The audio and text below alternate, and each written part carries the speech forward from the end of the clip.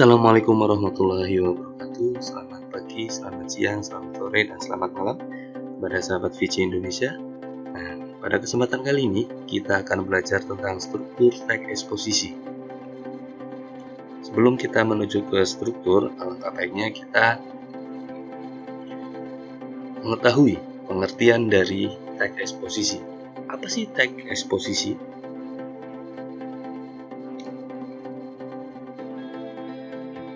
Jadi, teks eksposisi adalah sebuah teks yang isinya mengandung informasi dan pengetahuan yang dimuat secara singkat, padat, dan jelas. Teks eksposisi memiliki tujuan untuk menjelaskan suatu informasi tertentu agar dapat menambah ilmu dan pengetahuan audiens, sehingga setelah membaca teks diharapkan pembaca akan mendapatkan pengetahuan secara terperinci mengenai suatu hal atau kejadian. Jadi di sini teks eksposisi itu adalah menjelaskan suatu kejadian berdasarkan informasi yang dituliskan oleh penulisnya, agar informasi dan pengetahuan yang ditulis oleh penulisnya dapat diterima dengan jelas, padat, dan singkat oleh pembacanya atau audiensnya. Itu adalah pengertian dari teks eksposisi. Selanjutnya, seperti teks-teks yang lain, teks eksposisi juga memiliki struktur. Di antaranya, 1. Pernyataan pendapat, 2. Argumentasi, dan yang terakhir, penegasan ulang pendapat. Apa sih pernyataan pendapat, argumentasi, dan penegasan ulang pendapat? Kita bahas satu persatu.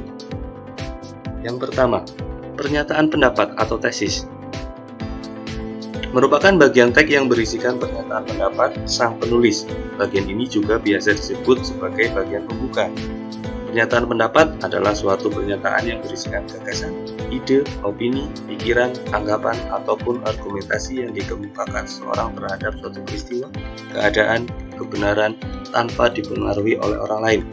Jadi di sini biasanya penulis itu memberikan pendapatnya terlebih dahulu di awal paragraf. Biasanya itu di teks eksposisi di awal itu merupakan pernyataan pendapat penulis. Nah, setelah menemukan pernyataan pendapatnya, dia didukung dengan argumentasi. Struktur teks yang kedua.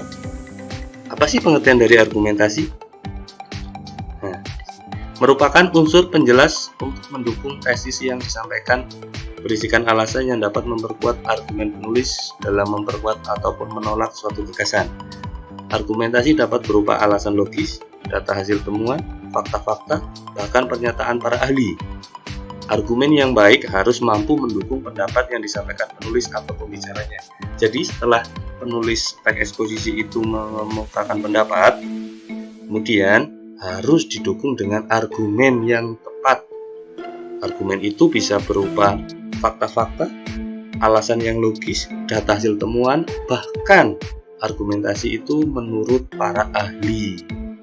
Itu pengertian dari argumentasi. Kita lihat ciri-ciri kalimat argumentasi. Yang pertama, berisikan ide-ide, gagasan, pandangan, atau point of view, atau pendapat seorang mengenai suatu masalah. Jadi ketika kalian berpendapat, itu merupakan ide-ide kalian atau gagasan kalian dan pandangan kalian. Kemudian, yang kedua, berisikan data-data valid, resmi, fakta faktual, objektif, atau riset seorang ilmuwan guna memperkuat argumen yang diutarakan sehingga pembaca merasa yakin dengan argumen tersebut. Nah, seperti yang tadi sudah dijelaskan bahwasanya informasi-informasi yang didapat untuk mendukung argumennya itu harus data-data yang valid, tidak hoax atau bohong. Itu. Kemudian yang ketiga, C. Merumuskan sebuah permasalahan dengan cara kritis, analisis, logis, dan analog. Jadi dirumuskan terlebih dahulu sebelum mengemukakan pendapat berupa gagasan yang ada di dalam teks eksposisi. Dan yang terakhir, ditutup dengan pembahasan secara universal atau sebuah kesimpulan menyeluruh mengenai suatu hal. Itu adalah ciri-ciri kalimat argumentasi. Jadi ketika kalian berpendapat itu harus memiliki argumen-argumen yang kuat. Kemudian di struktur yang terakhir adalah penegasan ulang pendapat.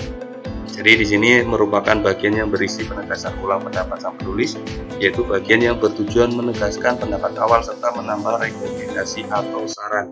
Jadi dalam penegasan ulang ini, jadi di awal pendapat itu atau suatu permasalahan yang tadi dibahas di awal teks, kemudian dikasih argumen, kemudian ditegaskan lagi di akhir atau di penegasan ulang pendapat.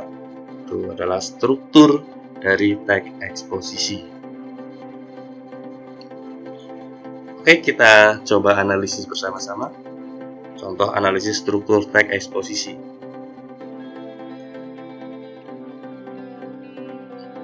Pembangunan dan bencana lingkungan. Nah, di sini kan ada sesuatu yang harus dikemukakan oleh seorang penulis. Jadi di sini ada dua fenomena atau dua masalah antara pembangunan dan bencana lingkungan. Silakan kalian baca terlebih dahulu, mulai dari awal ya. Silakan videonya di pause terlebih dahulu, mulai dari paragraf pertama, paragraf kedua, paragraf ketiga, paragraf keempat, paragraf kelima, paragraf 6, dan ini adalah paragraf yang terakhir. Tuh. Oke, kita analisis bersama-sama. Nah, ini dia. Contoh analisis struktur teks eksposisi. Yang pertama adalah tesis atau pernyataan pendapat tadi. Bumi saat ini sedang menghadapi berbagai masalah lingkungan yang serius. 6 masalah lingkungan yang utama adalah ledakan jumlah penduduk, penipisan sumber daya alam, perubahan iklim global, kepunahan tumbuhan dan hewan, kerusakan habitat alam, serta peningkatan polusi dan kemiskinan. Dari hal itu, dapat dibayangkan betapa besar kerusakan alam yang terjadi karena jumlah populasi yang besar, konsumsi sumber daya alam, dan polusi yang meningkat. Sedangkan teknologi saat ini belum dapat menyelesaikan permasalahan tersebut. Nah, ini adalah suatu pendapat atau pernyataan tesis. Nah, ini jadi pendapat seorang penulis bahwasanya bumi sedang mengalami berbagai masalah lingkungan yang serius. Nah, permasalahannya apa saja? Nah, itu dibahas di paragraf selanjutnya yang berisi tentang argumen. Mulai dari pertama ini, para ahli menyimpulkan bahwa masalah tersebut disebabkan oleh praktik pembangunan yang tidak memperhatikan kelestarian alam dan seterusnya. Kemudian ada argumen yang kedua, ini untuk memperkuat pendapatnya ini. Ada argumen keempat, kelima, dan keenam. Nah, ini merupakan keenam argumentasi ini adalah memperkuat pernyataan pendapat yang ada di awal paragraf atau di awal teks eksposisi. Tuh. Kemudian yang terakhir, nah setelah kalian membaca ini dengan cermat ya, yang terakhir itu adalah penegasan ulang dan rekomendasi. Jadi ini merupakan suatu kesimpulan, dan di dalam kesimpulan boleh mengandung saran terhadap pendapatannya tadi. Masalah lingkungan di atas merupakan masalah serius yang harus segera diatasi. Meskipun tidak mungkin mengatasi karena masalah utama lingkungan tersebut, setidaknya harus dicari solusi untuk mencegah bertambah buruknya kondisi bumi.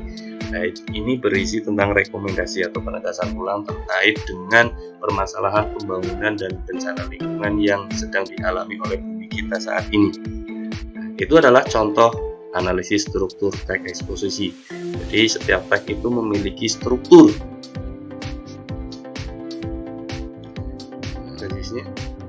Nah, setelah kalian mendengarkan dan menyimak video tadi tentang struktur teks eksposisi, diharapkan setelah mempelajari dan menyimak video ini, kalian dapat menganalisis struktur teks eksposisi dengan cermat, teliti, dan penuh tanggung jawab, sehingga dapat diterapkan dalam penyusunan teks eksposisi pada kehidupan sehari-hari. Itu adalah tujuan dari pembelajaran hari ini. Oke, ini sebagai tambahan literasi kalian, guru tampilkan glosari. Ada akurat, arti dari akurat adalah teliti, sesama, tepat, benar. Kemudian argumen, alasan yang dapat dipakai untuk memperkuat atau menolak suatu pendapat. Pengertian dari esensial, perlu sekali, mendasar, hakiki. Kemudian pengertian dari frasa, gabungan dua kata atau lebih yang bersifat non-predikatif. Kemudian informatif, bersifat memberi informasi atau bersifat menerangkan. Kemudian kata konkret, ini artinya nyata, benar-benar ada. Kontribusi, sumbangan, sugesti, pengaruh yang dapat menggerakkan hati orang atau dorongan.